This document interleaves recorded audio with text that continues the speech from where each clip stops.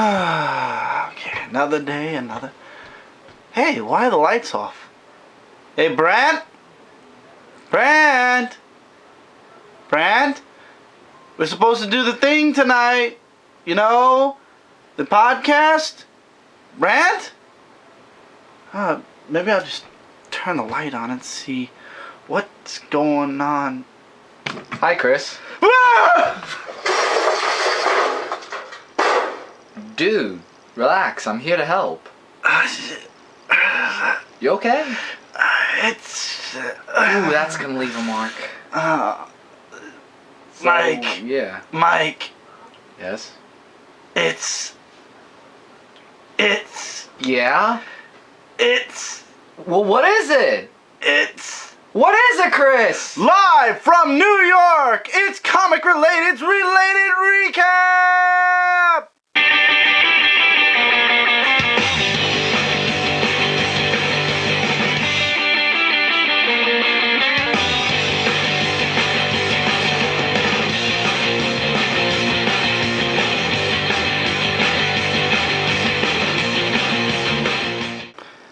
Hello friends and welcome back to the Related Recap. I'm Chris Ventura. I'm Mike Ventura. And this is episode 338 of the Related Recap. You guys might notice that Brant Fowler is not with us this episode due to technical difficulties and the fact that he is somewhere in the North Pole right now searching for the Fortress of Solitude. Wow, some adventure. So this week, Mike's here with us. Yep. Or with me. Mike's here with me. I know that, as always, I told Brant if I could never make it to make sure the show moved on or moved forward, went on, and I'm sure Brant would want the same in his absence, so we're going to be pushing forward on the show. I do not know how to work the podcast system, so this show is going to go live Wednesday on the Comic Related's YouTube channel, and then when Brant comes back, I'm sure he'll figure out a way to put it on the main podcast channel. So for those of you that are hearing this several weeks from now or a week or two from now, my apologies. I have no idea nor any knowledge of how to post this through the podcast network. So this is going to be on the YouTube channel first. So anyway, because Brant couldn't be here, Mike's with me this week, and we got a nice amount of news to talk about. Oh yes. And it's still Superman month on Comic Related, so as always, we do have we have the next part to the Superman segment. We got a nice pile of books here. We have a lot to talk about, so let's waste no time and go straight into it. By the way, Mike, thank you for being here. Oh, it's an honor being here, and I'm glad you said yes when I asked you to come on. Yes, it is. I do feel bad about Brant's absence. Yeah, I'll be honest. It's like, it's not the same. No offense to you, but it's not the same without my partner in crime. Brant, I hope you come back soon. The team we're a two-person team, Brant, and without you, we're only half complete on the Related Recap and all the other podcasts we do. So hopefully you'll come back soon and get back to the norm, so to speak. So anyway, without further ado, because that's already 2 minutes about talking about that, let's go into some comic book news this week. And this week we have a couple of bits of news. First off, for retailers that are going to the DC Retailer Road shows over the next few days, DC Comics will be giving exclusive Superman Unchained #1 3D covers, which will be in the model. It'll be exactly like the comics that are going to be coming out during Villains Month. So this actually will be the first 3D cover that DC will be producing.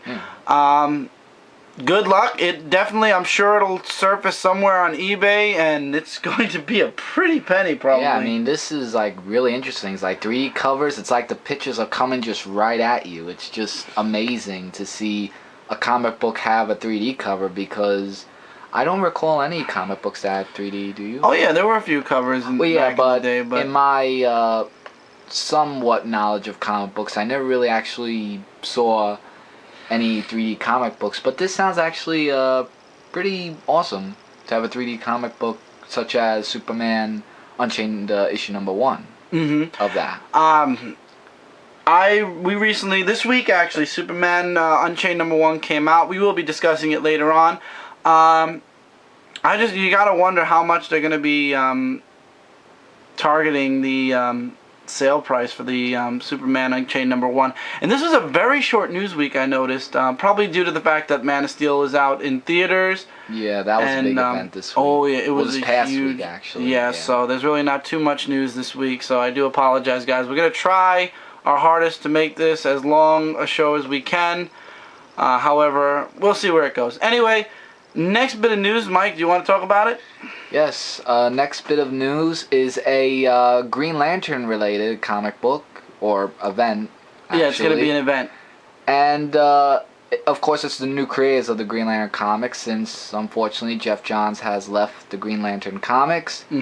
And it's time for another Green Lantern crossover. And so soon? That's what I'm saying. Yeah, so soon. And welcome to Lights Out. Yeah, and did let's try that again.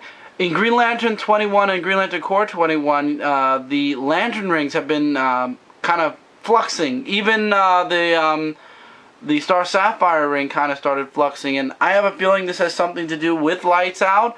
The poster has a broken Green Lantern ring, so I have a feeling this has something to do with the power batteries kind of losing their light, and that's why the lanterns are having trouble with their rings.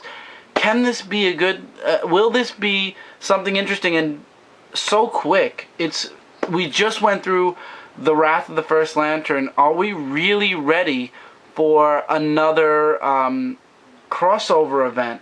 Well, it does kind of, I mean, for those of you who probably have read Blackest Nights, this comic might actually have a feel towards it or similarity. I don't know. Well, with the advertisement that I'm reading here, the people are saying, is it going to be like Blackest Night? Is it going to be a spin-off? What's going to happen? We don't know yet. All we know is they put a teaser image out.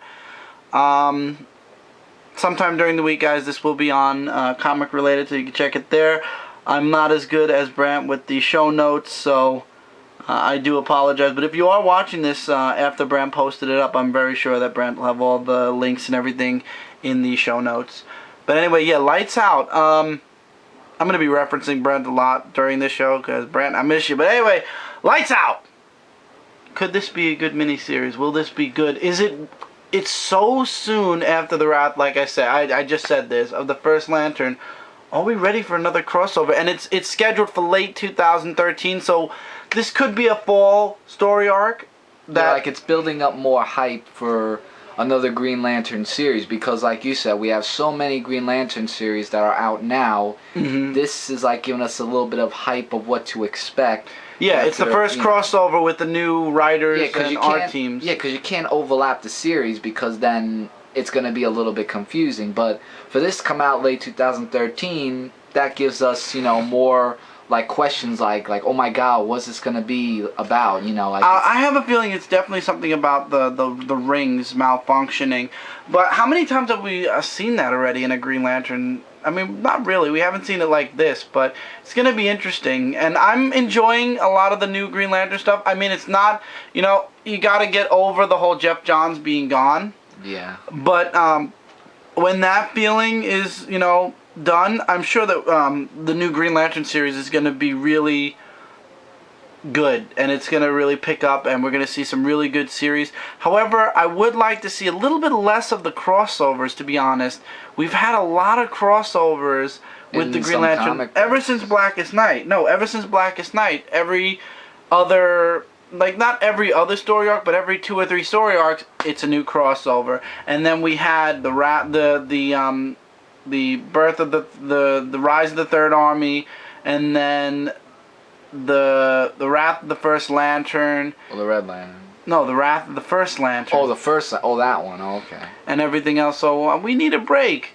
We need a break from some crossovers for a while. Let the individual comics rise and, you know, move forward with their own stories for a while. Don't have to go straight away into a huge crossover. And, you know, with Jeff Johns gone, you gotta hope that the new teams aren't. They always look to one up. Jeff Johns gave us Blackest Night. Now we've got to make the next epic that's gonna top that. Yeah, and sort of like this event that... No, I don't think they're going to go right away into an event to try to top that, but it's going to be interesting to see Lights Out. It's definitely going to have something to do with the rings going up and down. Yeah, I agree. That's going to be some, like, all of us are going to look forward to seeing that. Okay, next bit of news. DC Comics. Tony Daniel on his Facebook today, which is Monday. We're recording this on Monday, even though this is going up on Wednesday. Tony S. Daniel posted on his Facebook, basically he just got off Action Comics. He just did the 3-part hybrid story arc. He announced on his wall today that in October we'll see the launch of Superman Wonder Woman, a new monthly series starring DC Universe's latest power couple. And it's going to be written by Swamp Thing's Charles Soule and, of course, drawn by Tony S. Daniel. That's the new project he's working on, and that's why he left Action Comics so quickly. And yeah, your face says it all. Yeah, and in October, talk about an early Halloween. Let me just tell you that much. Because personally, I don't see Superman and Wonder Woman together. I mean, don't get me wrong. They both have superpowers. Like, but it's even Batman's explaining to Superman why it's important that him and Wonder Woman not be together. He is Wonder Woman's kryptonite. If Wonder Woman ever goes plumb loco, he's the only one that can stop her.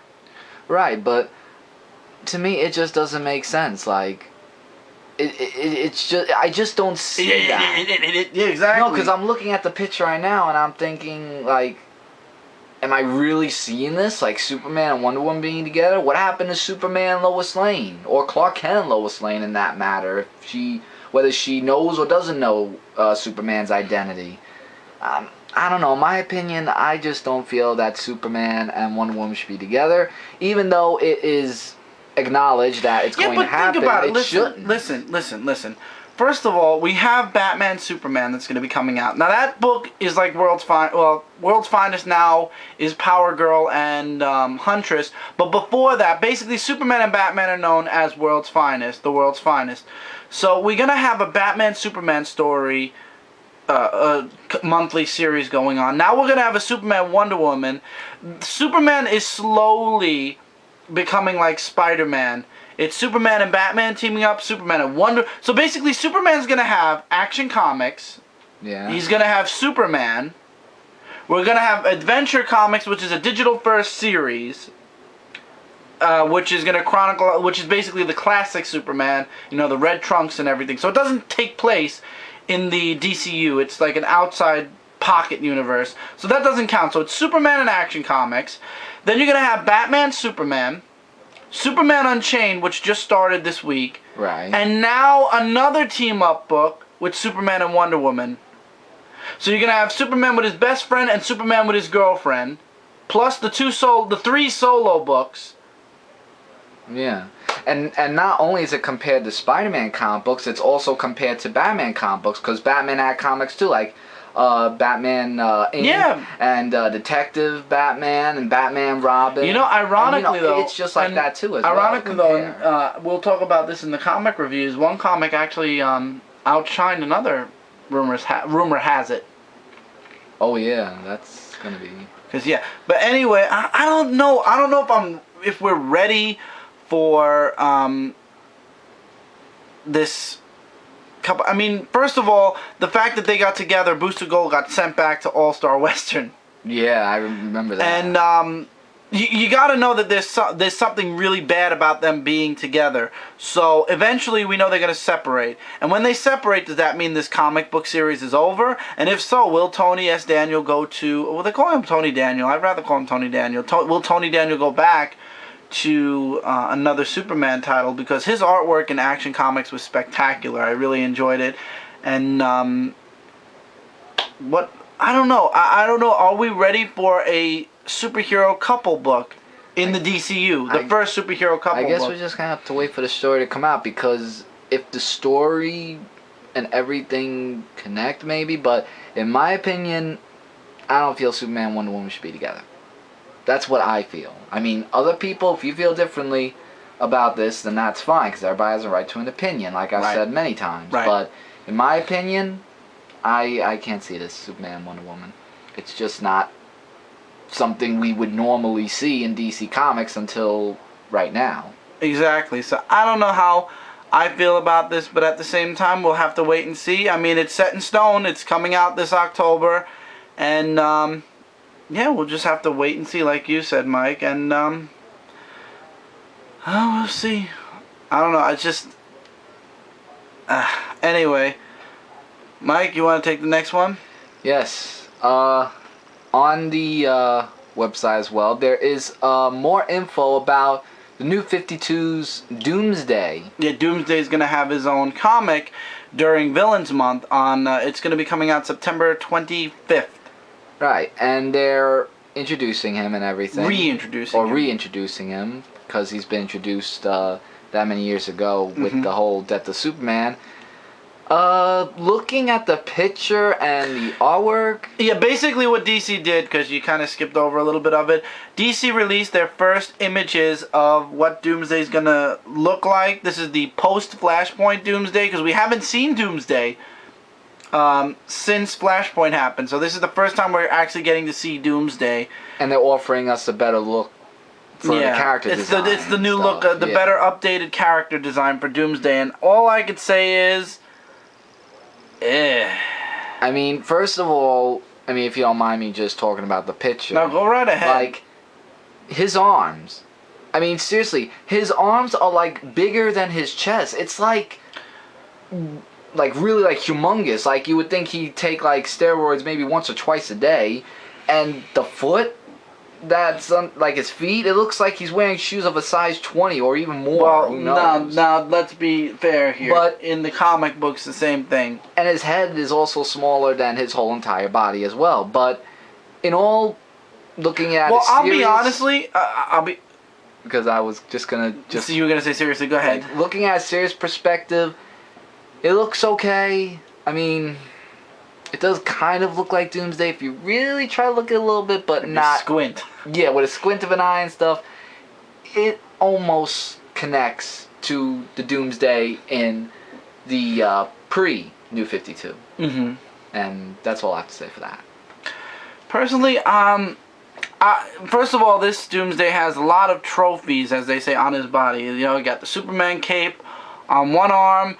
I don't even know what that is on his other arm, but it has the Superman S's on it, and he has S's across his belt, broken S's.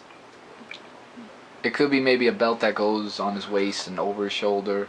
Because if you could tell by the belt, it kind of looks like what he has over his shoulder. So it's probably a new thing where not only could you wear your belt on the waist, you could wear on one of your shoulders, left or right. I love how you like the fashion statement for DC Comics. Hey, I'm just saying. I'm being honest. I'm not making any judgments on pictures alone. The comic book will speak for itself in September. But for right now, this first image, I hope there will be more as time moves forward a bit. So this way we can... Yeah. And he's also known... But I'll tell you the truth. This character makes me believe this is somebody who can destroy Superman. Yeah, because I was about to say, this character is the first villain that punched Superman, like, so very, very hard that... It killed him. Yeah, not only that, the whole planet just shook with that big punch. I mean, it's just really Doomsday something. is a legendary character that deserves the utmost respect, because he is the first supervillain, or monster, really, super monster, because he's not even a villain, he's just a monster, that killed something that was unkillable. Superman, up until Doomsday, was unkillable. Enters Doomsday, enters the death of Superman, and then that led into a year-long funeral, reign, and then the return, and then we got Superman with long hair for a good 2-3 years, which I like the long-haired Superman. I don't know if a lot of you guys out there, but in the 90s, especially the early 90s, long hair was in, so everybody had, even the whole mullet. I mean, it was hilarious. Superman had long hair, Lex Luthor had long hair, his clone body had the long red hair. Yeah. Jimmy got long hair. Well, he grew his hair out. No, he grew his hair out during the 90s. Oh, I thought he had long hair from the beginning. No, and then it was funny how the late 90s long hair kind of went out, and you saw Superman cut his hair, then Jimmy cut his hair, Lex Luthor went bald again, which was kind of funny. So now you're going into the fashion. I'm not going into the fashion. I'm mentioning what was in. Well, I'm just saying it's just like that. Yeah. Yeah. So when it comes to Doomsday, you have to take the utmost consideration into how you're going to mold Doomsday, because once again, this is the monster that killed Superman. That's right. And yes, I'm not a fan of the design. However, if they're going to go through with this, like if this is the design, this character, I believe, is something that can put down Superman. And to be honest, if I saw that walking down the street, I wouldn't just duck and cover. I would freaking find the biggest steel. Well, no, he's Kryptonian. That's right. So there's nothing that can stop Doomsday. But you just better run. I find my closest Superman, or run to the nearest hill and just don't look back while you're running as well. Yeah. So. Oh man. I don't know. I once again I say it's just we'll see where this goes. That's really all you can say when it comes to this kind of thing. They're giving us a first glimpse. We have all the way until September to speculate. Okay, next we have Spider-Man Family Business. It's going to be a straight-to-graphic novel. It's going to be hitting stores in April of 2014. So that's a year from now. Well, a year and 2 months past now. Oh yeah, 2 months past. So approximately almost about 9 months from now. Which would kind of say. brings to question why. Well, I mean, yeah, they want to kind of set up for it, but basically, it's Peter Parker Spider-Man.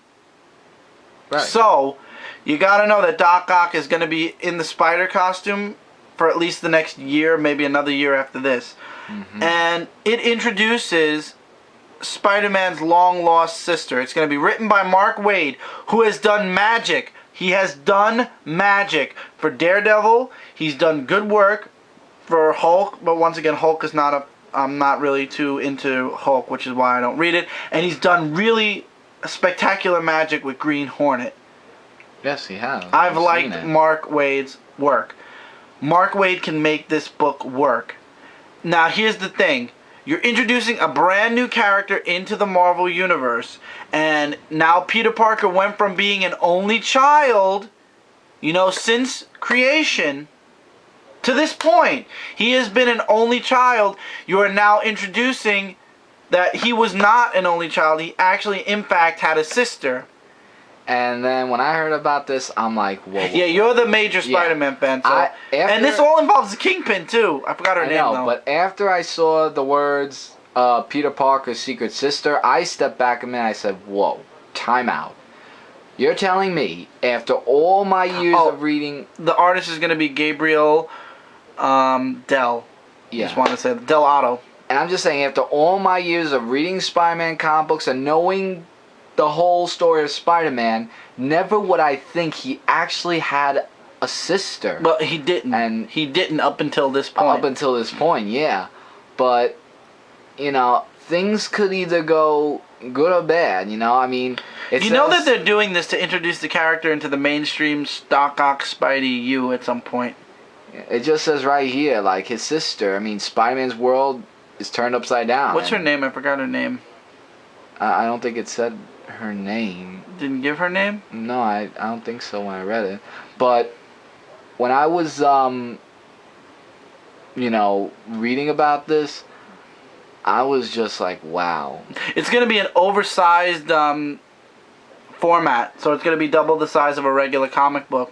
And the Kingpin's in it, which is good, because Kingpin has been in the other comic books where Spider-Man was the symbiote. I believe it was in the Web of Spider-Man. I believe, yeah, when he was in the black symbiote costume. And that series was good, but seeing Peter Parker returning, which is a plus, because I'm not really a fan of the whole Doc Ock Superior Spider-Man thing.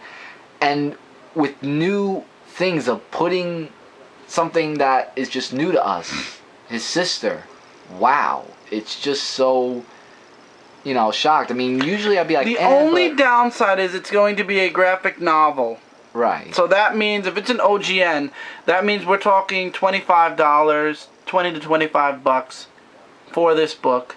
The artwork, there are 3 pages of artwork. The artwork looks spectacular, though. I will say Phenomenal, absolutely. Gabriel Dell'Otto was known for Secret Wars. He did the art for Secret Wars. Oh, okay. Because I heard that name somewhere before. Yeah. So it'll be available, they say, April 2nd, 2014 for bookstores worldwide. And the Marvel Comics app and online in Marvel digital comic shops. So there you go. Yeah, but I'm really looking forward to this event. This is the event that I could say, okay, I'm hooked. I can't wait to see People are going to eat this up, especially because Spider-Man is now Doc Ock. He's been Doc Ock for a very long time. But this is Peter Parker. But this is Peter Parker, and people are going to eat it up because it's Peter Parker. Right. That's the exact reason why they will jump at this. They will love this, and as I will. Well, I will too. When I read it. But I'm sure you're gonna buy it. I'm of course I am. 99.9%. You think I'm gonna pass up this Spider-Man comic? I mean, his sister. Come on. This is like this is gonna be some. This is definitely going to be a cornerstone story in the Spider-Man U, which is why once again I say it should have happened in the comic book instead of it being a graphic novel that everybody has to grab, or else they miss out on a major important thing for Spider-Man. But once again, it's understandable, especially now that Doc Ock is Spider-Man and they missed out on telling the story pre Superior Spider-Man 700. Amazing Spider-Man 700. Yeah, 700, yeah. I mean, Amazing Spider-Man's coming back at some point. We just don't know when. Well, I just hope not for a very long time, but yeah, but Amazing Spider-Man, you hope it doesn't happen for a very long time. No, I mean, I hope that keeping Peter Parker like out of the comics, like I hope he comes back. Like I hope they don't leave him out for a very long time. That's what I meant to say. If I confused you, my apologies. Yeah, you confused me, and well, that's my job. But anyway, yeah, your job. Spider-Man family. Brant, come back, Brant. But yeah, Spider-Man family business looks good.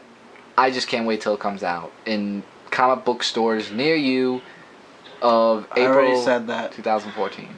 Yes, we've already discussed that it was April 2nd. Yes, we have. It's something to look forward to for next spring. Indeed.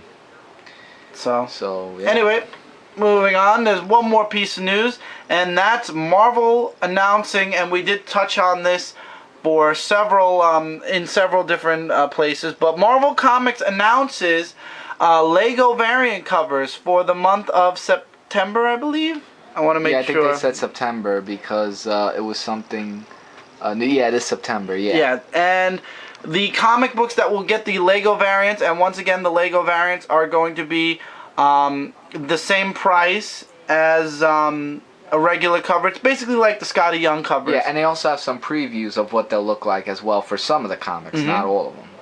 And the comics that are going to get Lego variants are All New X-Men 17, Avengers 21, Avengers AI number 4, Captain America 12, Daredevil 31, Fantastic Four 13, Guardians of the Galaxy 7, Hawkeye number 15, Indestructible Hulk 14, Infinity number 3, Iron Man 17, Marvel Universe Avengers Assemble number 1, Mighty Avengers number 1, of course, New Avengers number 11, Nova number 8, Secret Avengers number 10, Superior Spider-Man 19, Thor God of Thunder number 14, Uncanny Avengers number 12, Wolverine and the X-Men 36, and X-Men number 5.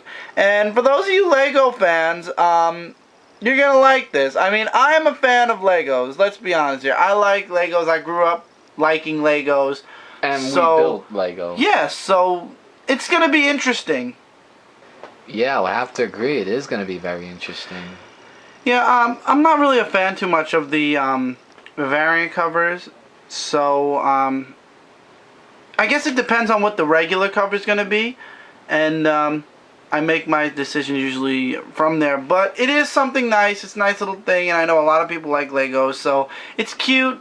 It's like the new Scotty Young type of covers. It's like they're trying to reach out our interests, which I'm sure everyone knows our interests. Legos are even the video game for Legos is very popular right now. Yeah, it's like a worldwide thing, Legos. I mean, you know. Yeah, so of course Marvel is definitely going to want to capitalize on that, which is fine. It's cool.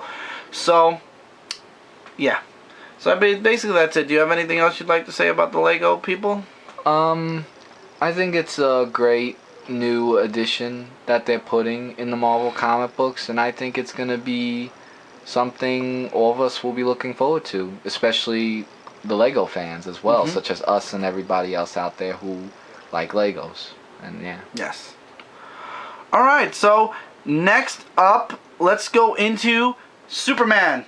The Superman category, and then we have, well, I don't want to say what we have yet, but anyway, let's go into this week in Superman, the Superman segment of our show. Yes, I love how I said Superman so many times in one sentence. Anyway, Mike, you weren't here the past 2 episodes. 2 episodes ago, we started with the Death of Superman and the Man of Steel miniseries that started the whole 1986 to 2011 Superman. Right. Then we did last week Funeral for a Friend, and this week is the Reign of the Superman, and I know you are familiar with that. Yes, I am. So this leads into the return of the Superman we all know. Well, we all knew back then. But let's start from the beginning. It introduced 4 new characters into the Superman universe. Steel, Clone Superboy, Connell Superboy, Cyborg Superman, and the Eradicator.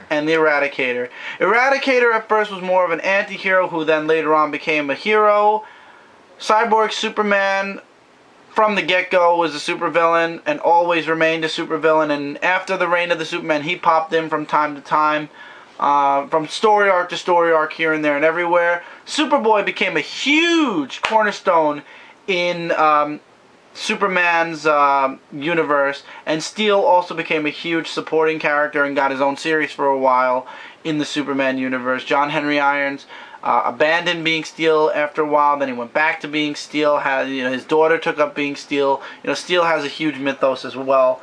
But the biggest impact was Superboy, and that's why even in the New 52, even though Superboy wasn't created during the Reign of the Supermen, and he was created now instead, his impact was so huge that they could not erase him from the DC universe world.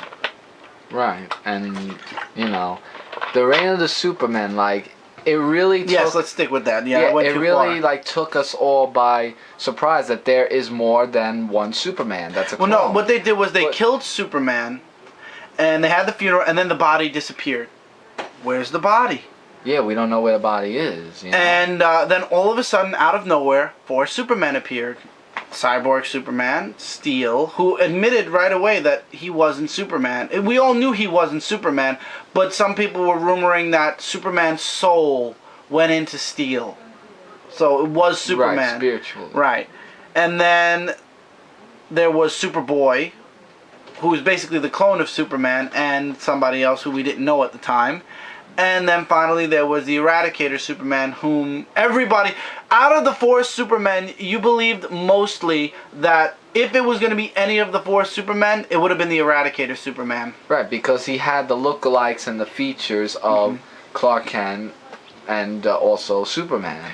And the Reign of the Superman went through Superman, Superman the Man of Steel, Adventures of Superman, and Superman in Action Comics. Back in the early 90s, Action Comics took a subtitle to Superman. It actually said Superman in Action Comics, and Action Comics was the smaller text. Today, Action Comics is the bigger text, but anyway, the 4 Supermen appeared, and Lois Lane then went on the hunt. Like in the last, from the last podcast episode, Jonathan Kent said he brought his son back from the dead as well. So now Lois Lane believes that one of these 4 Supermen is Clark, and none of them want to be Clark again. Superboy was too young. Steel obviously couldn't. Cyborg Superman couldn't. and Eradicator said Clark Kent is dead. I'm Superman 24/7 now. And Eradicator had zero emotion. Cyborg Superman had the closest personality towards Superman. Steel's story throughout most of the reign of the Supermen focused on his own personal vendetta against Rabbit. Right. That's what his And Superboy kind of was looking for the popularity and fame of being, the new Superman. Like he had to be in front of the camera like every single time. And at first the 4 titles acted separately. Then soon after, towards the middle, this was a huge event. This took months to tell. And if you guys get the trade paperback is super thick. That it is, indeed. Eventually the story started to collide. First we had Cyborgs, I believe. First we had 2 characters crossing over. We had Steel and Superboy, then Eradicator Superman and Steel, Cyborg Superman and Superboy. But then towards the end of the middle of the story, everything started to come together, and the villain out of the 4 Supermen popped his evil head out, and it was the Cyborg Superman. And he started working with Mongol. And then for those of you Green Lantern fans, this kind of ties into Green Lantern a bit. Cyborg Superman and Mongol eradicated Coast City. Coast City was leveled, and Cyborg Superman was about to take his place as ruler of the world, and it was up to the other 3 Supermen to stop him. And Superboy was the one that found out first about Cyborg Superman, and he was captured, actually, and then he broke free and he went back. And all while this is happening, while this 3rd act was happening, in the North Pole, it turns out that Eradicator Superman was feeding power to, it looked like an egg, and we all thought he was getting his powers from that, but no, he was giving power to it, solar power to it, and it was to power up and revive the real Superman. However, because Eradicator took Superman's powers, Superman was left human, powerless basically, and he had to find a way to get back to Metropolis. So he's in the Fortress of Solitude watching everything that's been going on, and he's like, I gotta get back to Metropolis. I'm sorry I'm telling most of the story, but I know I read most of it. You really didn't read most of it. So just to let you guys that are listening know why I'm telling most of the story. Mike didn't read most of it. Mike knows bits and pieces of it, and from what I've told him about it. So Superman goes back to Metropolis, and Lois Lane's had it. 4 Supermen, and none of them are Clark. And then here comes this Superman with the long hair, the black suit, and the silver S, which I gotta admit, that was one of my favorite suits. You put a silver cape on that, and that would have been a spectacular Superman suit to have for a while. Because it's like, here's Superman back from the dead. Like, that's what it would symbolize. And nobody believed he was the real Superman. And what was going on with Cyborg Superman, they didn't trust him at first either. And, Lois, there's this moment where Clark says, no matter what, I'm going to save the world. And she's like, is that Clark? Finally, is this the real Clark Kent? Is this the real Superman Clark? And Superman, Steel, Superboy, Supergirl, everybody goes to Coast City to put an end to Cyborg Superman. Even Green Lantern. There was a Green Lantern issue that tied into the reign of the Supermen. And Superman, all of them went. Eradicator, who was one of the first victims of Cyborg Superman, he was actually the first Superman to, quote-unquote, be killed, but he really wasn't killed, and he was brought back, and then Eradicator Superman became just the plain Eradicator, and he shows up and he says, my main job is to make sure that you are safe, no matter what. And it was Eradicator and Superman versus Cyborg Superman. There was a whole fight that went on, and then Eradicator basically sacrifices himself to save Superman, and in doing so actually gave Superman back his powers. And I'm not going to tell the ending, but let's just say Cyborg Superman was put down for a while. We would see him in the future again, before a time Cyborg Superman was taken out. And Superman is now alive again, and he has long hair, and hooray, it's the return of the one and only Superman towards the end of 1993. Yeah. So, I thought the series was spectacular. It introduced new characters, new supervillains, a whole variety of a supporting cast, which would go on to have their own comic books. At the time, that Supergirl was not the Supergirl from Krypton. She was Supergirl from a different universe, or not a different universe, a different dimension. But later on, the real Supergirl would show up after this. The different dimension Supergirl would be eliminated, so to speak. So what was your take on it, Mike? I've talked so long, I need a break because my throat's killing me this week. Well, my take on this comic book was that it was really amazing to see more than one Superman, such as Superboy, Steel, Eradicator, and Cyborg Superman. The costumes were awesome. And the costumes were awesome, and how each of the Superman, or men I should say, actually played a role. And what made it so, like, it was really the importance and the aspects of Superman. Like, you just have the feeling of, like, saying, you know, who is the real Superman, and when is the real Superman going to show himself? Or who's really Clark Kent? Yeah, unfortunately, when this was all going on, I was very young. Right. You were really, really young, and I wasn't reading comics at the time. I started reading comics in 1998, which is 5 years from 1993. Right. But the only thing of a difference is that, see, there was also a movie of Superman Doomsday, which didn't really follow the comic books of the different reign of Superman. Like, they did the funeral, like the death, the funeral, and when he returned with the long hair and... Yeah, you know, that's the one thing I don't understand. Why they never followed through with the reign of the Superman. That would have made an awesome DVD set. It would have, but I think the time length would have been a little bit too long. No, think about it. First movie would have been the death and funeral. Like what they did with the Batman Nightfall, where they made it a part 1 and part 2. Part 1 is the death and funeral. Part 2 is the reign of the Superman and the return. Well, maybe they would have done it like that, but beside the point, just going into the comic book related stuff, you know, with, you know, sticking with the book, I thought that it was something that DC, like, really sat down and just thought about the story of how it all is going to turn out from beginning, the middle, to finish. And basically from what you showed me in the comic book, because I've seen a couple of the stories, the classic artwork looked really amazing, and the story fit the whole after effects of what the world is without the real Superman, and or which of the 4 Supermen is really Clark Kent / Superman. And first of all, I just want to just go over the 4. Like, Superboy was one of those people where he had, like, the leather jacket and the Superman S at the back of his leather jacket, and he was like one of those people. That was my favorite. Yeah, like, he was one of those people where you want to look like him in a style, you know, of his age, and there are some people who wanted to do that. Eradicated Superman looked like Superman, and I really thought from when I was reading that comic book, not knowing, you know, what would happen after, I thought really that would be Clark Kent's Superman. He's just hiding it until he actually says the truth. But then after reading on and on about it, I'm thinking, now that's not what the real Superman would do. With you saying he had less emotions. Steel, of course not, because he's covered in steel.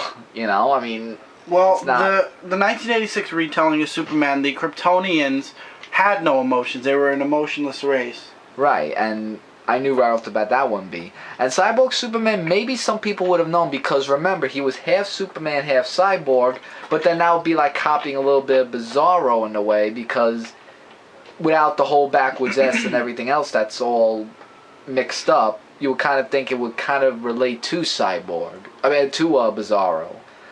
But out of the 4 Supermen, if I had to choose which one I like the most, it would have to be between either Eradicator or Superboy.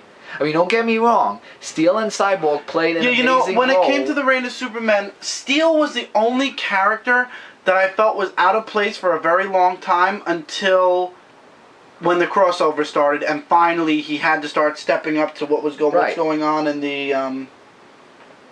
the Superman universe. Right, and they stood out as the 4 characters, you know.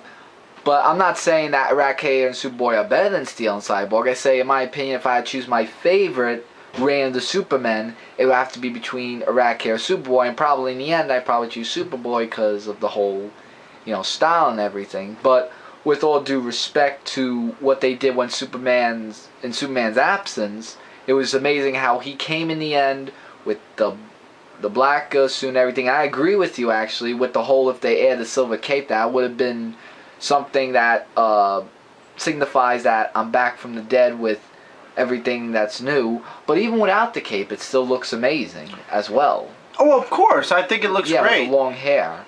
But, with the long absence of Superman and the whole thing, like, this was the thing that goes down, or that went down, in DC history for all of us to remember of what, the absence of Superman and the after effects and all the events that happened, whether he was there or not, and the life they've been through and everything. Even for Lois Lane, I felt so bad for Lois Lane that she was getting so confused with who is really Clark Kent. Like, you feel bad for the character, because, it's like she has mixed emotions. Like, who is really the one I fell in love with, and that flew with me across the sky, and that I knew was really Clark Kent?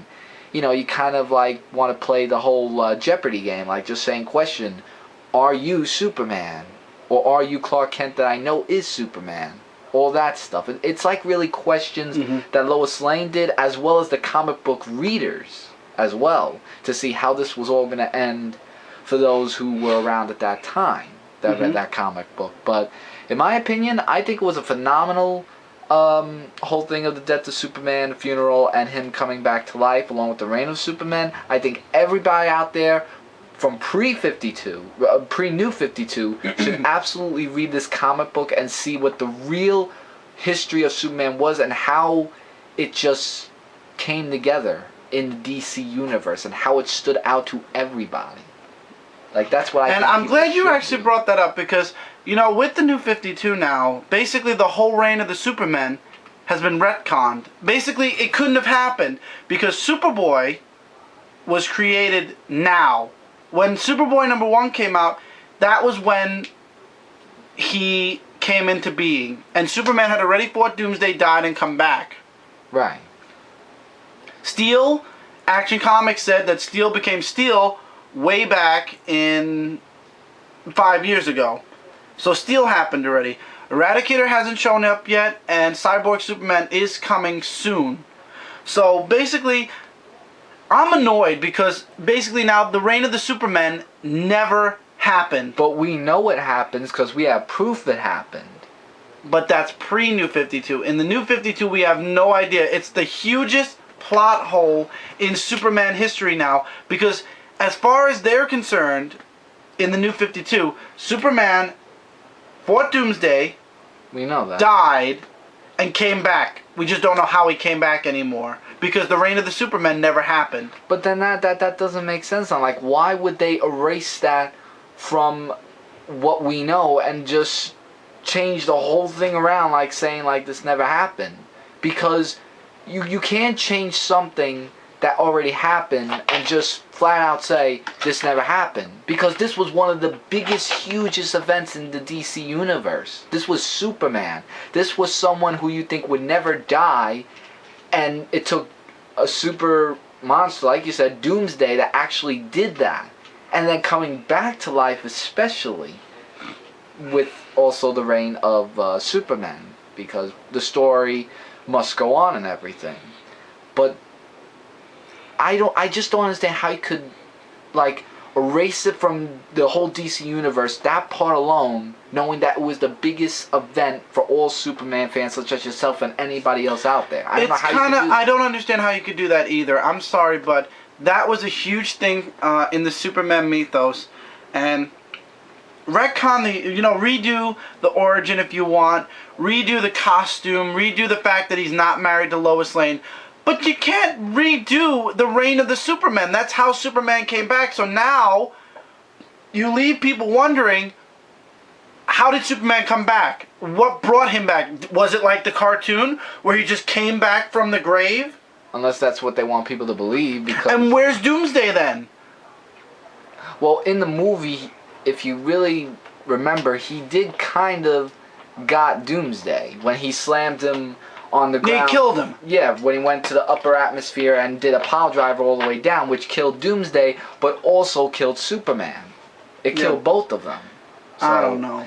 It's really like an. It's one of the biggest things that I think DC did wrong was the fact that they completely looked over the reign of the Supermen and redid most of the origins for most of these characters so far. Eradicator is not even in the New 52 yet. We don't even know if Eradicator is going to be in the New 52. Then it just won't make sense, though, because he was part of the reign of Superman. That's the whole part of when he died and then came back. You know, that's what... I don't know what they're... You know. But, guys, once again, the reign of the Superman out of the three was my favorite series because it introduced new characters. It introduced new versions of Superman, even though they weren't Superman. Introduced a new supervillain, which would be an antagonist towards Superman for most of the 90s and certain times in the in the 2000s. He even joined the Yellow Lantern Corps at some point. Yeah, I remember that. So, I don't know, but my rating for the series was 5 out of 5. A must read for Superman fans. A must read if you are a fan of DC Comics. It is a huge cornerstone in the history of not only Superman, but Coast City was eradicated during this time. So. Yeah. But like I said too, I'd also give it a 5 out of 5. Like, just knowing a little bit of knowledge of what happened between the whole death of Superman, the funeral, and the reign of Superman and coming back, etc. I think that it was the greatest DC history compared to any other history that might have happened in maybe any other comic book, because there were also other deaths that happened as well. But this death would have to be one of the most significant deaths of between DC Comics, Marvel Comics, or any other comics, because this one was just something that shocked all of us and that took us by surprise of what was going to happen next and everything else. Absolutely. Absolutely. So, with that, next week we'll find something for the 4th and final Superman segment week. But until then, that was the death, funeral, and return of Superman comic series. And now let's move on to the final segment before the comic reviews, which is what the Related Recap is all about. And last week, myself and Brant talked about the DC Comics solicits. This week, we have the Marvel comic solicitations. And starting off with Marvel, now I know you only read a limited amount of books, but I'm still going to talk about all of the big, the heavy stuff. Yeah. We have Marvel Infinity, issues 1, 2, and 3. So Marvel Infinity is going to be doubling up, so it's going to be a 3-month event. Right. Are you going to be reading it?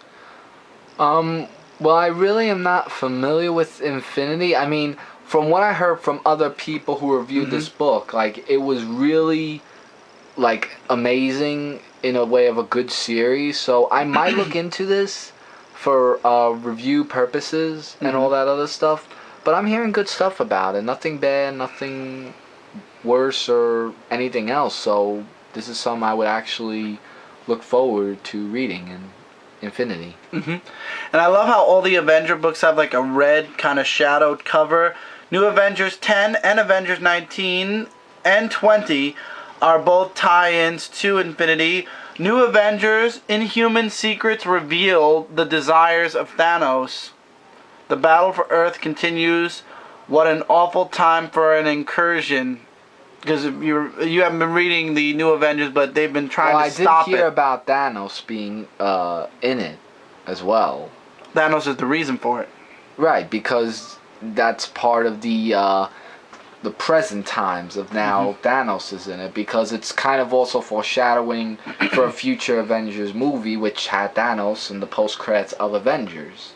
Like, that's what I meant to say in that sort of And then in Avengers 19, the Avengers are prisoners of war. One last desperate plan. Betrayal in the Galactic Council, which is what's been going on in Guardians of the Galaxy, which actually is part of the stack for this week.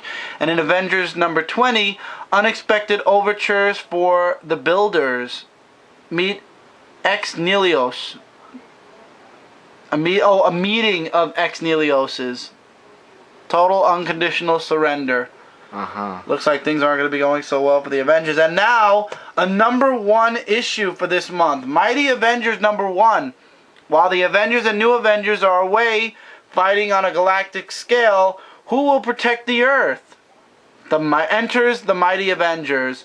Luke Cage, Superior Spider-Man, Spectrum, White Tiger, Power Man, and a mysterious figure in an ill-fitting Spider-Man Halloween costume. Oh, that one over there. It kind of looks like the FF Spider-Man, doesn't it? Like the whole white one? I don't know. With the costume. I mean, from this perspective. Interesting. I will definitely be looking into this series. I like Luke Cage. Love Luke Cage, actually. And it's going to be interesting because Luke Cage quit the Avengers, if you remember. And it's going to be interesting to see how him and Jessica Jones kind of... I think that was in the Avengers. I hate to interrupt you. Like Avengers vs. X-Men, I think, is when he quit. Correct? It was after... No, it was after when they canceled, when they ended the titles to renumber them. Really? Because I thought it was an Avengers. End of an era. Oh, maybe I got that mixed up with something. It was during that time where he started to waver away from it. Yeah, that's why I meant, like waving away from it. Yeah, but officially was in another comic book. You're right. Yeah. And now, of course, what would a miniseries be without having miniseries connected to the miniseries? Infinity the Hunt, issue 1 of 4, and Infinity the Heist, issue 1 of 4. 2 miniseries connecting to the miniseries. I don't see myself buying either of these. The Hunt, Hank Pym, Wolverine, and She-Hulk bring the students of the Marvel Universe together to announce a new contest of champions. However, the contest is interrupted when Thanos' forces descend on Earth. What do they have to do with the young heroes? And for those of you who don't know what the Contest of Champions is, it pits the super students of schools all over the Marvel U, including some you've never seen before, against each other. So I'm just giving a little... No, yeah. And then in Infinity the Heist, the Marvel U prepares for Thanos, Spy Master, and some of Marvel's best baddies decide where there is chaos, there is opportunity. It's the crime of the century, and an alien invasion is all the cover they need. So why is Blizzard having doubts? We'll find out there. So those 2 miniseries are gonna be something to look forward to, because they're like having these questions and big events that we're sort of familiar with, and how it connects and everything. Like, that's what we like about comics. If they connect and if they're interesting, then that's something all of us would love to read. Next, Thunderbolts 15. I don't think either of us are reading that. No, I mean, after that, I mean, from what I'm seeing from here, Thunderbolts, Thanos' hordes come crashing down and stuff like that, but I don't know. I'm just glad I dropped the book, because I hear it's not going well. Yeah, and of course, being cosmic book, Nova #8 is an Infinity tie-in. Nova's first taste of power of a mad cosmic god threatens to blah blah blah. Look, Nova Nauts, this one's huge. Get it before we make a movie out of it. That's kind of funny. That is, actually. Avengers Assemble 19, the last tie-in part. We're not reading that. Captain Marvel we're not reading, even though it ties into also Infinity, and it's the last part there. Superior Spider-Man team-ups, issue number 3 and 4 are Infinity tie-ins. The cover looks nice. Yeah, I would have to say so. The cover does look nice. And it's actually titled the official Superior Spider-Man Infinity tie-in. As Thanos' forces set their siege on Earth, there are few heroes left to answer the battle call, but how many heroes do you really need when the most superior one of all is ready to defend his turf? Featuring debut of all-new Sun Girl. Not too sure about that. I mean, I'm just not too sure about if this new character Sun Girl is going to make a good impression or not on this comic book. And now breaking away from Infinity, We go into Uncanny Avengers 12, which is the origin of the Apocalypse twins, so that's something interesting. Avengers AI number 3, I'm 99% sure I will not be reading into this. Are you going to be interested in looking into that? Well, I'm not really sure how this series is. Like, I've gotten like some mixed reviews. Like, some are saying it's really good and some are saying it's not. It didn't come out yet. Well, I'm just saying, like, it's gonna be, you mean? Yeah, it's gonna be like that. Like, you know, that's gonna be one of those mixed moments there. But I don't know. Maybe I'll see for myself. But time will tell. Avengers Arena number 15, Boss Level Part 2. I haven't been reading Avengers Arena. I should have been. I feel bad I dropped it. Maybe I'll catch up and trade at some point. Last I saw, Arcade was in it. Yeah. And stuff. Young Avengers number 10, Mother's Back. Because this issue comes out actually during Mother's Day. It's Mother's Day in the comic book.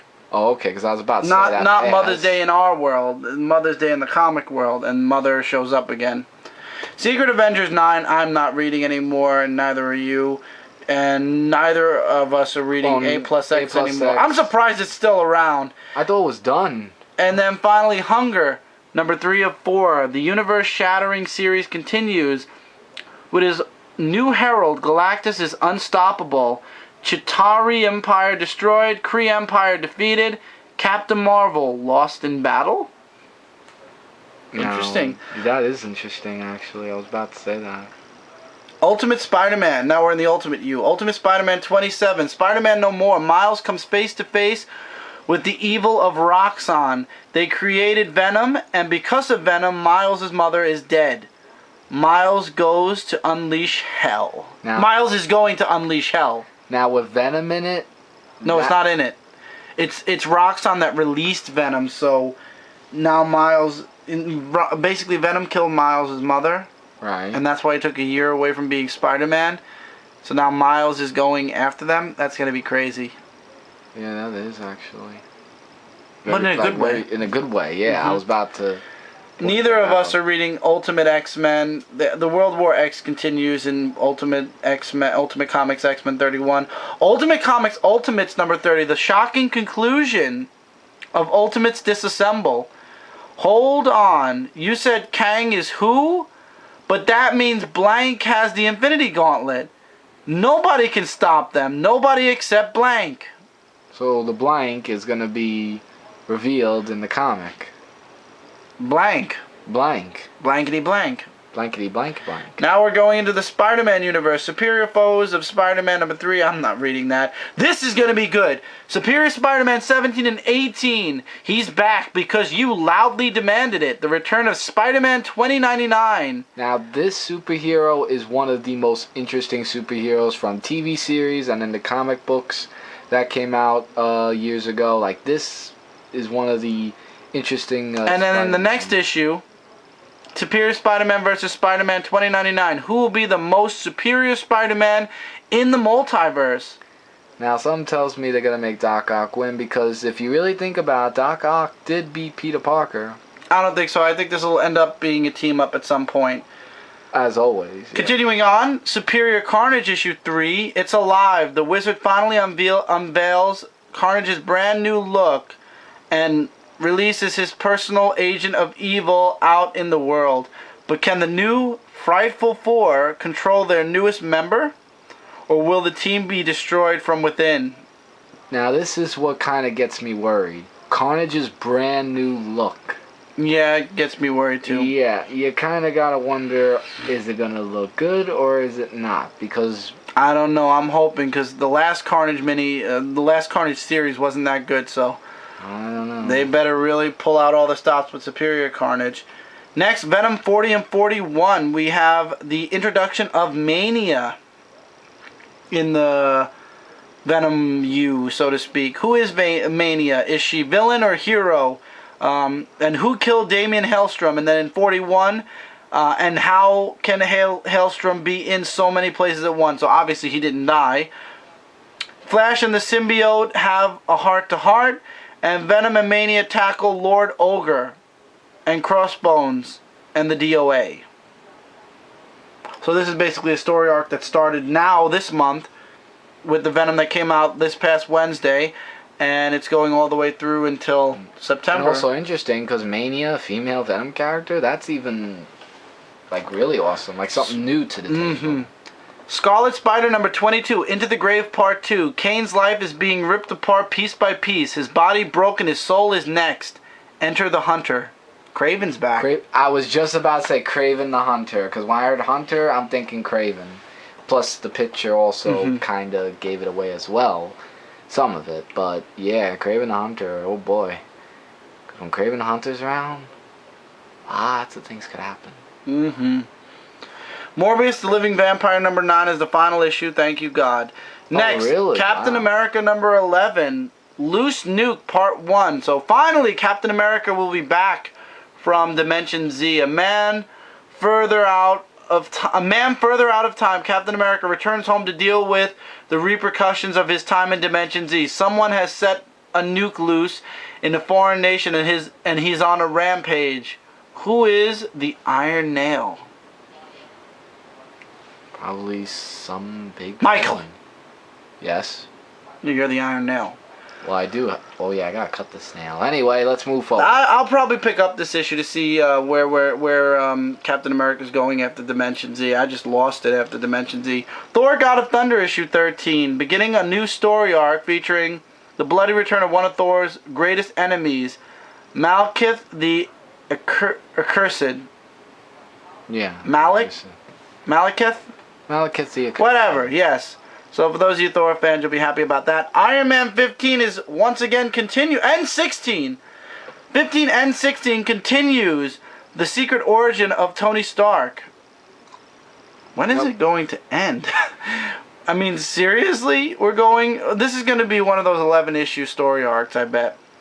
Yeah, I think it's going to be more of a continuous series because everybody's loving Iron Man, especially with the movie that came out, which was Iron Man 3. Of that part. Indestructible Hulk 13. Hulk is still an agent of time. Not too much of a fan of that. Guardians of the Galaxy number 7. I've been enjoying Guardians of the Galaxy with the mysterious Angela now on the team. So Angela will be joining the Guardians of the Galaxy, which is awesome. And the massive effects of Infinity begin to rise. The galaxy's most mismatched heroes find themselves at a crossroad. Plus, all covers feature a special digital variant cover activated by Marvel AR app. That's not part of the comic itself, but anyway, Mike, you'll be happy to hear that Punisher is getting a 2-part miniseries. Punisher, Trial of the Punisher. The unthinkable happens when the Punisher surrenders himself to police. Whoa. He surrenders himself to the police? The trial of the century begins as Frank Castle admits to murdering a district attorney. In this, the end of the Punisher war... Is this the end of the Punisher's war on crime? Wait a minute. Why are they making him like the soft character? Like he's surrendering himself and probably not gonna... I mean, this has gotta be like maybe a dream or maybe someone else that's imitating Frank Castle, because if you notice that his eyes are covered and everything, yeah, it's the whole Justice Blind. it's good in a way that the Punisher's back, because I've been waiting for so long for another Punisher issue to read, as well as that. But that's gonna be something I'm really gonna look into in that comic book, and it's a 2-parter, so wish was more, but oh well. Fearless Defenders number 9. I don't think either of us are reading, nor are we going to be reading Daredevil Dark Knights number 4 of 8, which is also coming out, but the Shockers guest starring in that. Oh wow. Daredevil 31. The Jester returns, and it's no laughing matter. Plus Matt meets his new law partner. Plus news from Hank Pym. Fantastic Four and FF12. Neither of us are reading that. Hawkeye 15. You could take this one because you... The brothers Barton double down against the bad guys as the Clown lays siege on their building. Can Hawkeye keep everyone safe against the killer nobody's even seen yet? what happens when you're locked up with your loser big brother for like a week straight. You go nuts, right?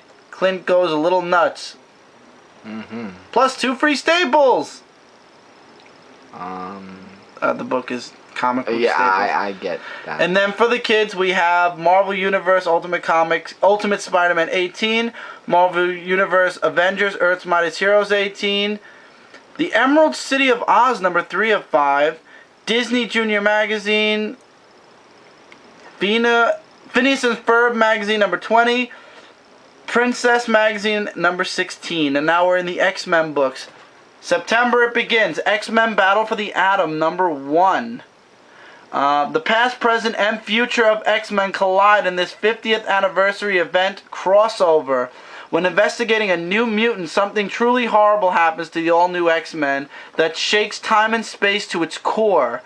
This is so dire that X-Men come from the future with a message. The all-new X-Men must return to the past. The 10-part crossover starts here. All New X-Men continues the crossover with Part 2, Wolverine versus the Future X-Men. X-Men number 5 is Part 3. The X-Men and Future X-Men pursue young Scott and Jean. Uncanny X-Men 12. The Uncanny X-Men enter the crossover. Whose side will they be on? Wolverine and the X-Men number 36 is Part 5. The end of the first month ends with a huge twist. No spoilers. The fate of the all-new X-Men is decided here. Which is really something. And now we go into the Wolverine book. Savage Wolverine number 9. A new arc begins. When Wolverine crash lands on an alien planet, he'll need more than just his healing factor to survive. See, this is where I'm like, alien planet? We'll see where this goes. It could be really good. I don't want to say anything yet. Wolverine number 9. Wolverine takes a road trip into the Valley of Death with Kitty Pryde. Once again, we'll just have to wait and see where this comic goes. X Factor 262. The end of X Factor is all it says. You're reading X Factor. Yeah, this comic is like, the end of X Factor. It's really, unfortunate for that comic book to... It'll probably come back in Phase 2. Oh yeah, it'll probably come back in Phase 2, but it's just unfortunate to see it go out like that. X Factor, we did that. Gambit 17 is also a final issue, but neither of us are reading that. Astonishing X-Men 67, Wolverine and Gambit on the road. Again, another road trip. Deadpool 16 and 17, I gave up when they started doubling up Deadpool. Deadpool kills Deadpool number 3, the final act in this 3-act thing, which I should have dropped in Act 2. Uncanny X-Force 11 and Cable and X-Force number 14, neither of us are reading that. X-Men Legacy 16 and 17, David teams up with Blindfold to confront the man who... Ruth. Yeah, whatever. The man who killed his father, but Cyclops isn't about to take their attack lying down. I don't know, because I was thinking of dropping the issue of the way it's going. So I don't know. And then Dexter number 3 of 5 is coming out. We don't read that. In the Max universe, Wolverine Max number 11. And then in Icon we have Kick-Ass number 4.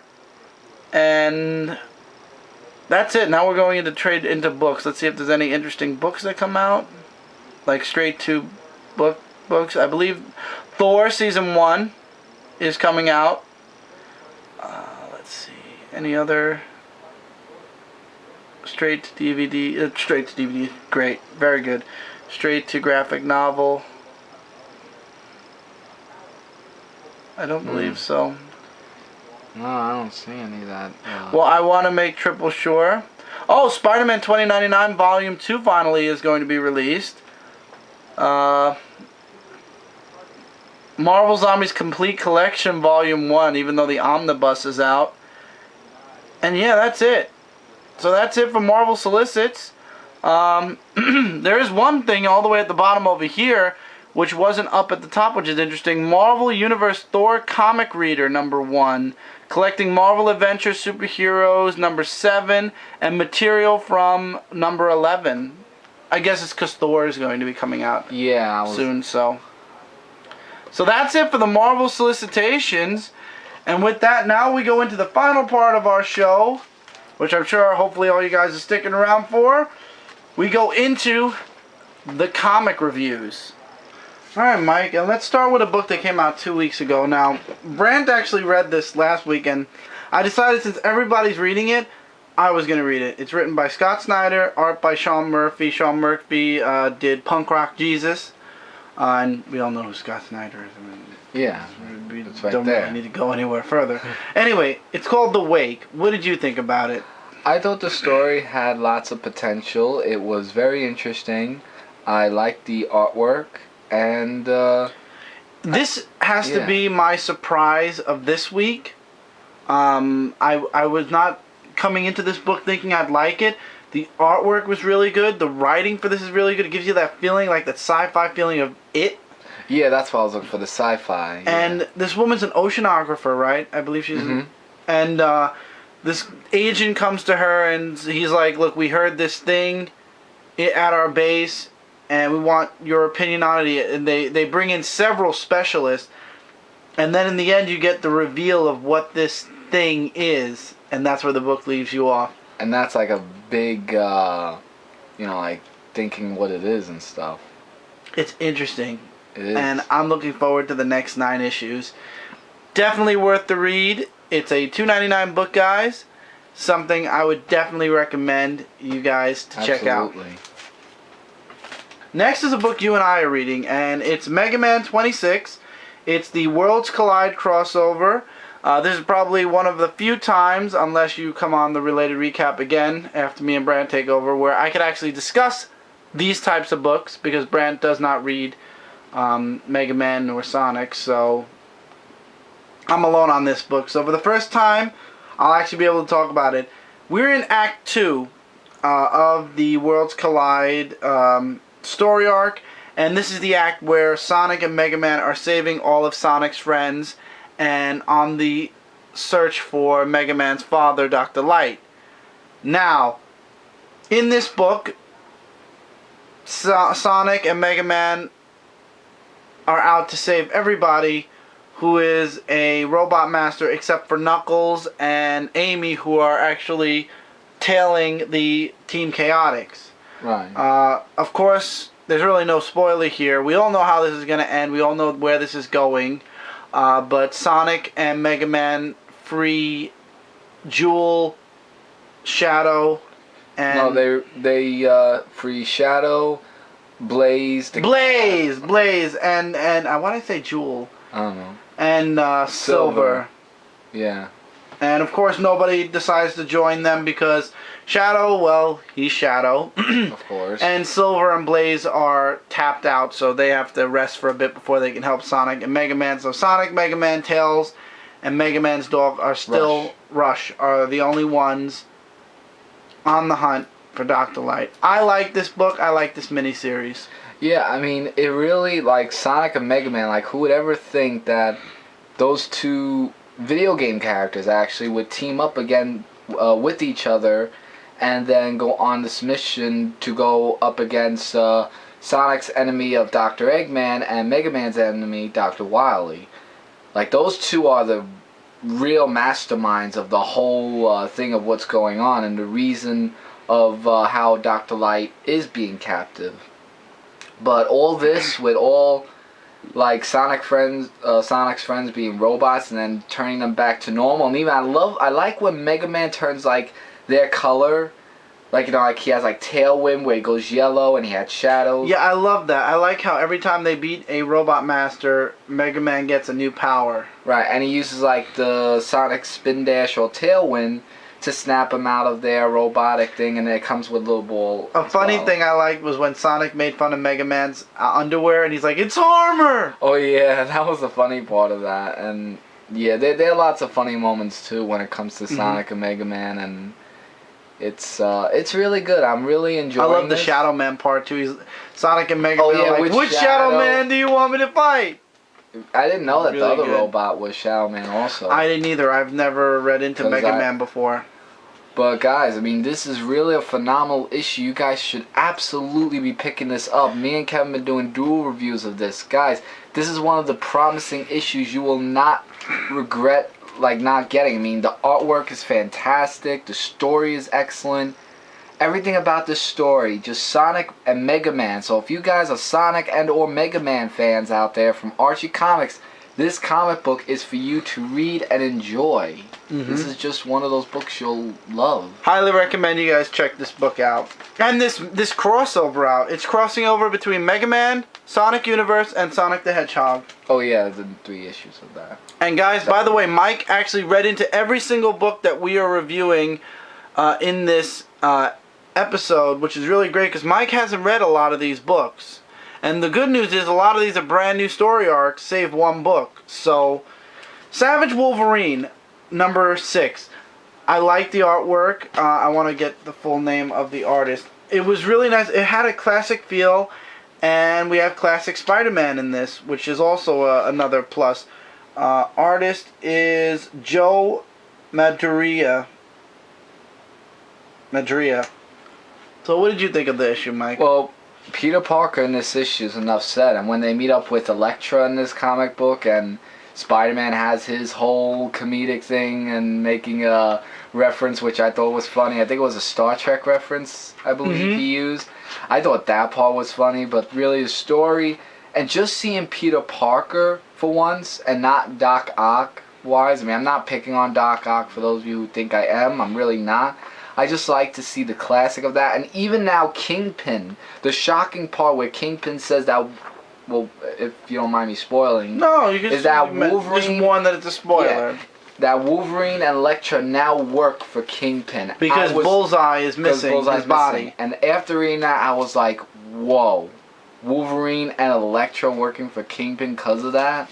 And you all know Bullseye is not dead. I mean, she in this issue because no, that's Lady Bullseye. In Daredevil right now, Bullseye is very much alive and looking to wreak revenge against Daredevil for what he did to him. Right, but this one, guys, is just... I just didn't like the last page. The last page kind of like, oh, really? Oh, you mean the one with the 3? Yeah. Oh, that one I wasn't too... Well, then again, it all depends on next issue whether it goes upwards or downwards. Because remember, you may see the last page and it may lead you to either something good or bad for the next issue. Because you never know. The story could pick up. Exactly. I'm loving the artwork though. The artwork's really good. I love Frank Cho's artwork though. That was the previous story arc, and I'm gonna miss that. But I can live with the artwork in this book too. I really like it. Maybe Frank Cho should move over to the Wolverine title. Wolverine did come out this week also, guys. It was the end of the first story arc. It was okay, but we're not reviewing that. Right now it's just Savage Wolverine. And I would say, first of all, The Wake is a 4.5 out of 5. Mega Man is a 4 out of 5. Savage Wolverine, I would definitely say, is a 3.5 to a 4 out of 5 stars beginning story. Yeah. I would take it down to a 3.5 just because of the last page, but like you said, it could pick up in the next issue. You don't know. Right. Next, and then we will leave X-Men behind. Wolverine and the X-Men issue 31. The Hellfire Saga begins here. And basically this is a day in the life of the Hellfire Academy. Right, at the school. And I just like how...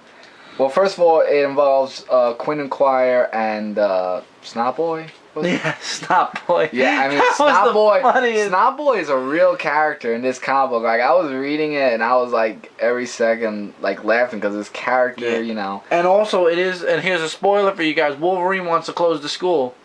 After he takes out the Hellfire Club, he wants to close off the school, which isn't going to happen, you know that. I know that. Still. Also, in this issue, to point out, there's one character I feel bad for in this issue. Toad. Yeah, you know, he made the whole the whole jump to the Hellfire Club because he loved Paige, and he's like, I can finally be a teacher, and she's like, why? Stay a janitor, do what you do best. And I felt so bad for him, like saying, wow, you're really going to do that to... Yeah, Husk became a real, pardon my language, but she became a real bitch. Oh, yeah. Husk is, you would know her better from the Runaways. Yeah, but Runaways is just... never really actually read. It'd be funny if they brought that back. second phase. But you're reading that one. Oh, I don't know. But overlooking that, the story was excellent. I liked how they did like what each class session was. I hate Cade Kilgore.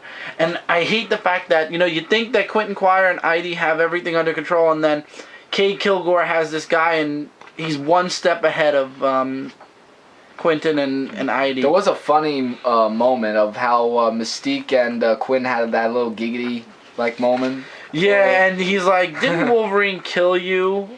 And then Mystique's like saying, "Oh, what's your name?" Like being a little flirtatious and everything. I'm like, well, then again, Mystique is. Yeah, the artwork, the way they drew Mystique, especially, it's like, And when Quentin Quire went to see the principal, well, the principal's Cade Kilgore, and that's where everything kind of went south. Yeah, the principal Cade Kilgore, man. Yeah. And the Siege Perilous was shown in the last page. Yeah.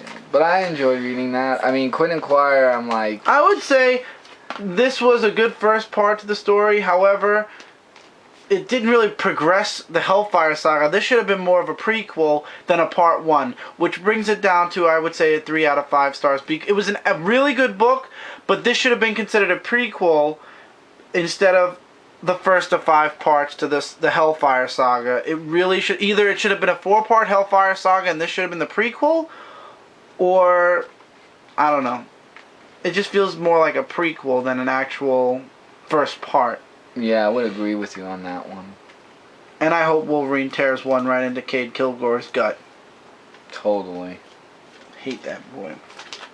This is the only book that was in mid-story arc, unfortunately. So you were kind of a little, I'm sure, lost. Kinda, yeah. Guardians of the Galaxy with an awesome cover of Rocket Raccoon. Who doesn't love Rocket Raccoon? Yeah. The Guardians of the Galaxy are prisoners of war.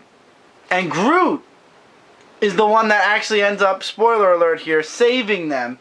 I like Groot. He's like, I am Groot. That's all he says. The artwork in this book is spectacular. The fight was spectacular. And it was just really, really good. And what do you have to say about it? The artwork was great. The story was a little bit confusing at first because you didn't read it. Yeah. No. I did read this comic book. The other previous the previous issues, yeah. Because it was a little bit like this isn't Jump On friendly. No. For those of you absolutely out there, not. Is what I'm saying as an example. But however, I was interested when reading this. The artwork was great and the story is great as well. Mm-hmm. So I like how Peter in the end of the issue, Star-Lord, really gave it to his father before he left. Yeah, I was like, wow. That was good. Guardians of the Galaxy is one of my top books. Guardians of the Galaxy, Nova, All New X-Men are my top favorite books from Marvel now. So, yeah. And notice most of them are cosmic books, but really good. And as we said, in September, Angela's going to be joining the Guardians of the Galaxy. Maybe Iron Man's going to get the sack, so to speak. Finally, we have 2 books, and we're gonna do this one first since the other one's the number 1. Batman, issue number 21. Scott Snyder, Greg Capullo, 0 Year begins. Batman before he became Batman, and Bruce Wayne is dead. He was pronounced dead, and his uncle, we find out in this book, is the one that helped him forge his death. And Bruce Wayne doesn't want to come back to life because he wants to spend the rest of his life fighting crime as, well, he doesn't know he wants to be Batman yet, but basically he doesn't want to be Bruce Wayne anymore. He feels there's no room in his life for Bruce Wayne, and all he wants to do is fight crime and, clean up Gotham. Right.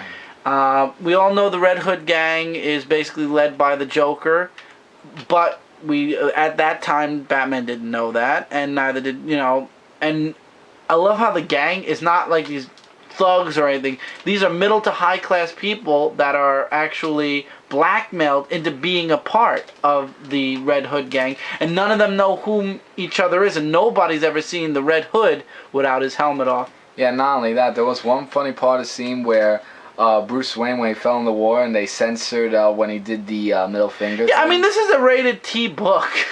I mean, yeah. Show the middle finger. We all know what it means. Or he could just show his fists up in the air like it's a comic review and go, cowards, or something like that. You know, but I really actually enjoyed this. I mean, you get that Alfred and Bruce. Yeah, Alfred's trying together. to convince Bruce to stop before he begins. Yeah, and I like how he's doing that for him. And, you know, it's the whole story. I mean, this comic was really excellent.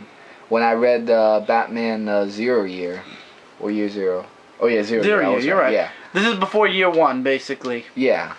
But it was really something else, even with the Red Hood gang. And you get the introduction of the Big Penny. That too. That's in the back. That we all know is in the Batcave. So we get like the origin or the first time Batman or Bruce ever saw the Big Penny, and the Riddler.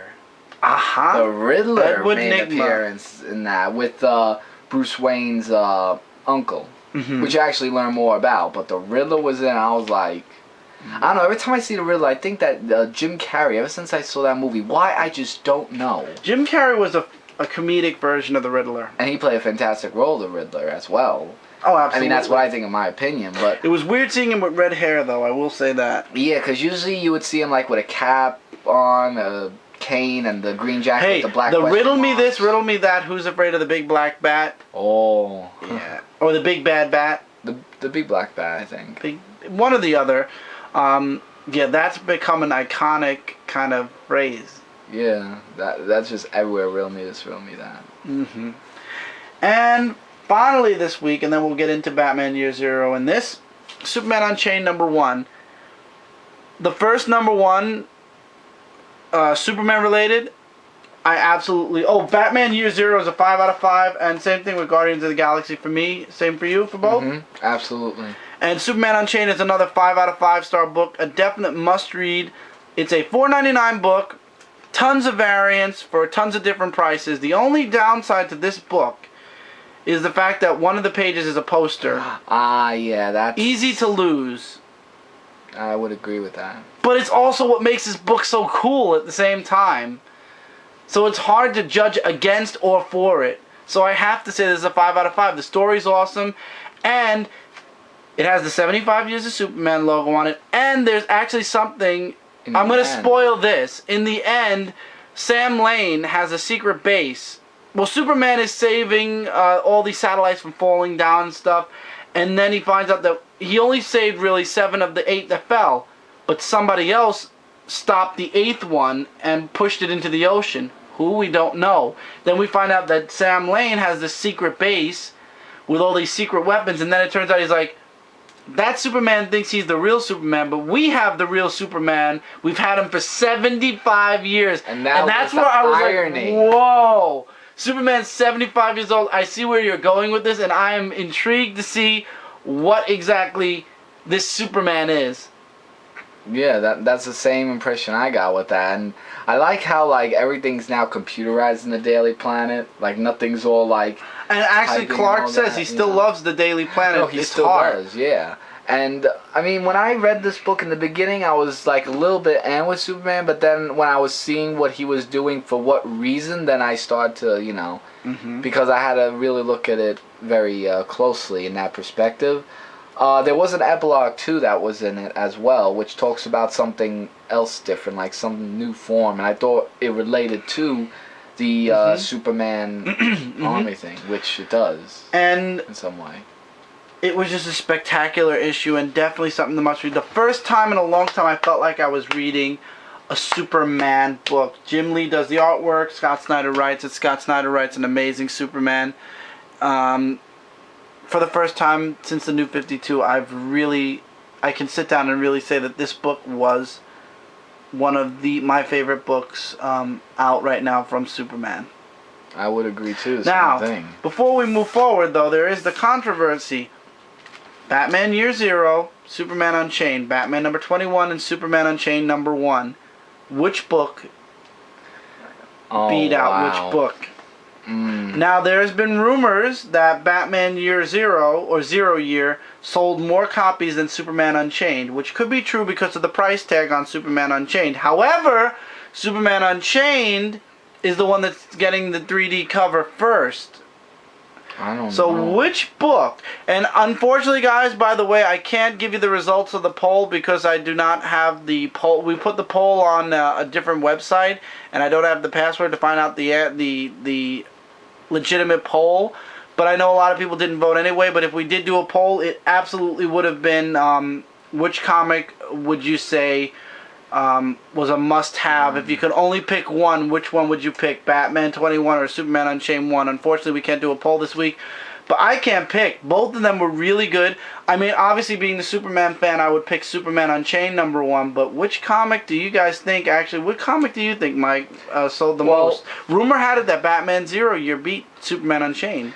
Well, really thinking about it, I would say Superman Unchained because the ending part of the whole we have the real Superman. Like, Batman was good too with the whole the Riddler thing, and then his which you forgot to mention also, his other story. There's a second part of the story in Batman. Yeah, but that's when he was like 19. Right, but then it showed, you can't always, like win when you do a crime, and to turn yourself in once in a while. Right. But the Superman story, I think. Wow, I don't know. I really would have to go with Superman Unchained, really, because I mean, both books are good. Not saying absolutely, that one was, they're both great. Like choose that over the other. I'm not saying that both were great, but if I had to choose one, I guess Superman Unchained, and not because it's issue 1. It's just because the ending part was the real thing that took me by surprise, as well as the irony that we have the real Superman for nearly 75 years, like you said. Mm-hmm. Ooh, excuse me, with that whole thing. Mm-hmm. And I think that this story is going to lead up to even more surprises as we go further on in the issues of the Superman Unchained. Absolutely. As well. Alright, and with that, before we close out this week, let's talk about and go through the books we are most looking forward to next week. So we're going to start with Dark Horse Comics. I'm looking forward to Star Wars, Darth Vader, and the Ninth Assassin. I know you don't read any of the Dark Horse books, so let's move down to DC Comics. DC Comics, what I'm looking forward to most is Green Lantern New Guardians, absolutely. Batman and Batgirl to see where they're going with the whole Batman and series. What about you? Any of the books you're looking forward to? I'm looking. Well, there are really good titles. Like there's Batman Beyond Limited that I see that's coming out. The Green Lantern New Guardians, Justice League of America's Vibe, which is, I mean, issue 5. I mean, I heard some good, some not so good, but it's out there because it's leading to the Trinity War as well. With not Vibe. Well, I mean the Justice League, the other books. Yeah. That leads to Trinity War, not Vibe. But there's none that I'm reading. The one that I stuck with reading, IDW X-Files Season 10 #1 is definitely one of the books I'm most looking forward to. Also, Teenage Mutant Ninja Turtles Micro Series, Old Hob, which is issue #3, and Transformers Monstrosity. Actually, I'm looking forward to here. What about you?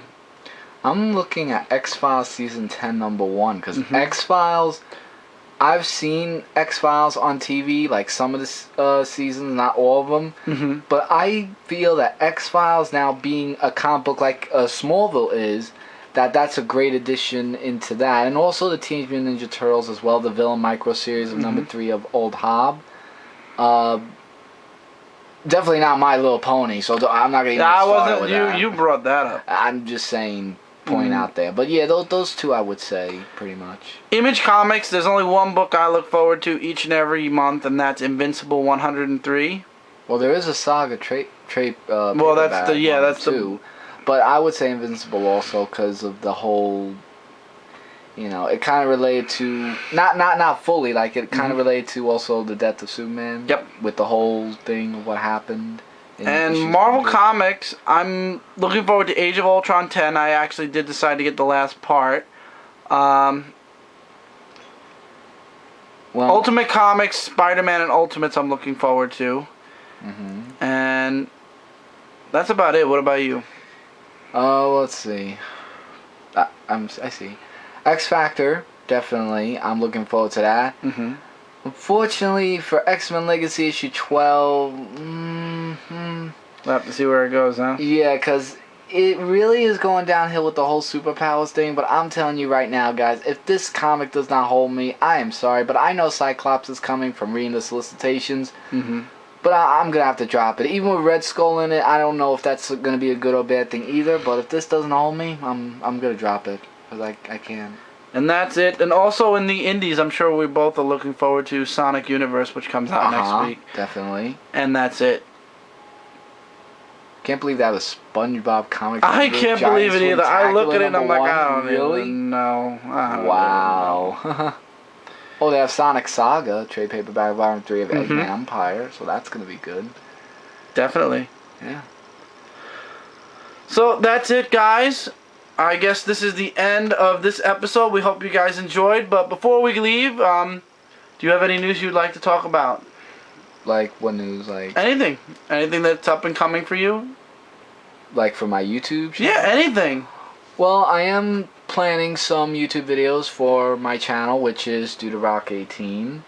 There have been some setbacks, but I'm trying to get the videos, you know, as more as I can, but with, you know, other things I have to do with finding a career job and finding a school to go to for my master's degree, because I graduated Brooklyn College with a bachelor's degree, and yeah, thank you. So, you know, I haven't forgotten about you guys, and July 2nd actually is gonna be my 6-year video. Your 6-year anniversary, yeah. 6 years that I've been making videos since my welcome video, and it's gonna be really some, including other events that's gonna happen afterwards as well, which will be a surprise for all of you. And that's about it, really. All in all, I mean, this was great. I had a great time doing all this and reading more comic books and it was a fun. Sharing, this was a fun episode. Yeah, and definitely. sharing, and you know, with sharing my thoughts about the comic books and everything, really is making me more aware of now what's out there, and just sharing this with all of you was a great experience. But Brant, I really hope you come back. Yeah, I was gonna say that. Yeah. I'm sorry. He's your friend more, so I'm just. Well, not my friend more. I mean, he's just We both. But yeah, as far as I'm concerned, Dark Avenger Inc., Dark Avenger, and Brooklyn Boys, all three are going to have teaser trailers.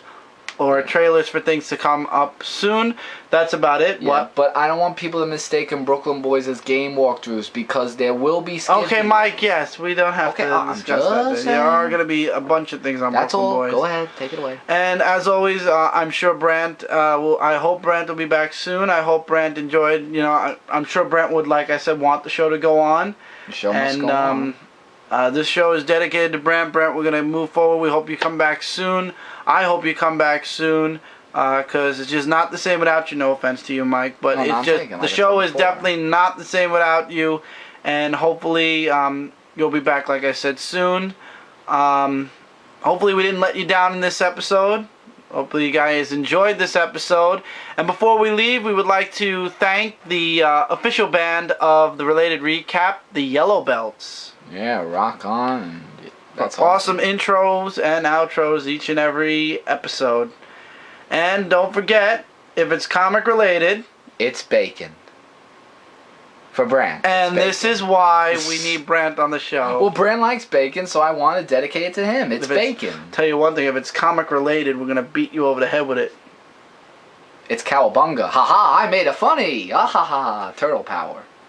Good night, everybody. Later, guys.